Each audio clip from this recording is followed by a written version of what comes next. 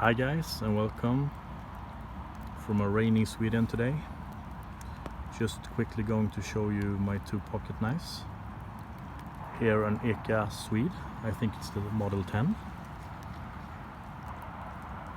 A really strong, sturdy workhorse of a knife.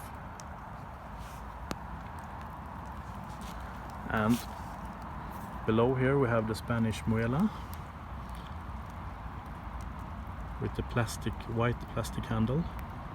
Looks like horn, but it's plastic. A really nice gentleman's pocket knife with some elegant work on the back. Really quite slim, large but slim, elegant, but more for light cutting, slicing, and more for food preparation. As you can see, compared to the EKA, it's a lot thinner. The blade is a lot thinner, and the construction is not as strong, but still a nice, elegant gentleman's option.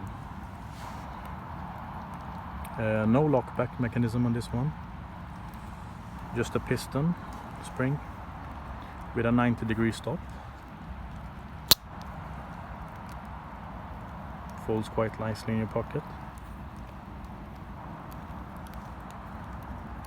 Snaps open really.